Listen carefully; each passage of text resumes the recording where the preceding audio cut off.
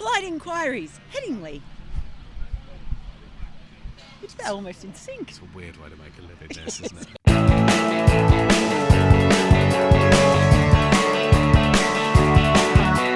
Michael asks... They're all wondering why we're laughing because the funny bits are cut out. Who among us could possibly have foreseen that not trying to hit the leather off every ball, showing a little patience and making the bowlers bowl to you would be the basis of a decent innings? You've really come up with something. It's like amazing. It was the way Test cricket used to be today, wasn't it? Both sides. You know, you've seen Australia build an innings on the back of a batsman who leaves the ball really well, and you've seen just patience prove the real key thing for England. Old-fashioned values. Really good question. Yeah, and just to see Ben Stokes be happy to be there on 0 for so long.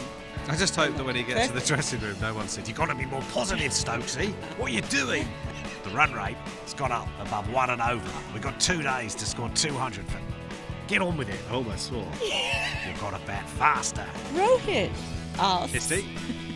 Did we write our obituaries too early? Yeah, that's a good question. I think the points raised in the pieces, I don't read every piece, but I stand by all the points I made, actually. I still don't believe that Joe Denley's up to it, but in some ways, you give him more credit, because he was brave. It's not like there's been one day of poor cricket from England and everyone's written the obituaries. That's come after quite a few poor days in recent times. So, conversely, after one good day, you're not going to suddenly ignore all the problems. So we're not going to be knee-jerkly positive. Tom asks, who is this Joe Denley guy and what's he done with Joe Denley? Yeah, he battled, didn't he?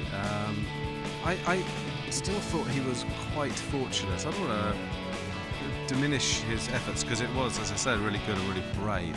He was definitely more compact and he fought a little harder, and he got through a bit where a lot of batsmen would have given it away, trying to have a heave, I think, because it looked hopeless for that first half hour or so. If you could combine sort of at least some of his patience with some of the other players' techniques, you could have like a very decent player there. If he had James Vince's talent. If you could combine James Vince and Joe Denley, that'd be pretty good, wouldn't it? Well, you'd have a batting average of about 7, but I mean... The Kailyard asks, why is Ben Stokes bowling vastly more overs than the 4 frontline bowlers? Does Joe Root want to break the best batsman on current form? You know, it was an incredible spell. He basically bowled, was it 26 overs in succession? Now, obviously broken overnight and broken by 4 balls from Jofra. But he's a Superman. That's the proper answer. I mean, I don't think he gets the credit he deserves. And he bowled fast. And if England, and Joe Root in particular, could catch, he wouldn't have had to bowl half those overs. With cricketers like that in his side, England's got to be doing a lot better than this. Joe asks, are leggies who turn into specialist batsmen Australia's secret weapon? Maybe the English should try that with Adil Rashid. It is funny. A bit of a coincidence. It's only a coincidence, that's all it is. Did they both actually... I mean, I know that Smith was talked about a lot as a leggy.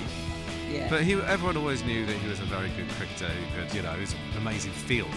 Hey, Nasser and Affers both started as leggies, didn't they? Did they? They did. I think they both played age group cricket for England as leggies. David asks, are batsmen more complacent about being struck than in pre-helmet days? Of course. It's one of the biggest changes in the whole history of cricket, the introduction of protective clothing and headwear in particular. And thank goodness. Oh yeah, it had to happen. I have a picture on my phone of Viv Richards batting in a helmet because everyone says it never happened. And because I was there, and it was, I can't remember what year it was. Rich asks, how come England only seemed capable of knuckling down in the second innings recently? Is it a mental block or do they need a definitive target to chase?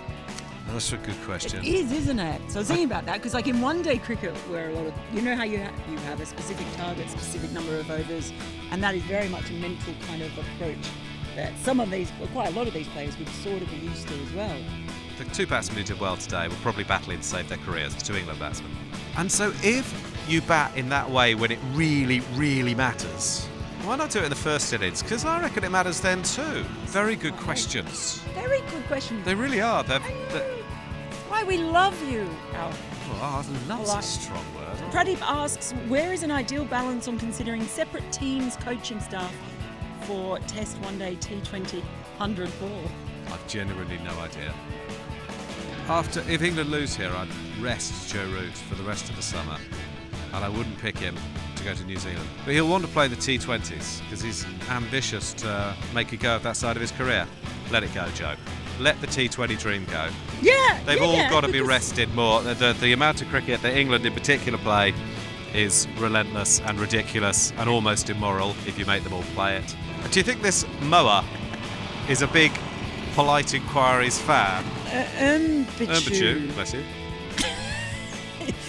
Is anything possible tomorrow? I'd be staggered if England won, but we've seen enough extraordinary things happen, haven't we, over the years, and that's why it's such fun, so entertaining. Australia are very, very strong favourites. It's impossible.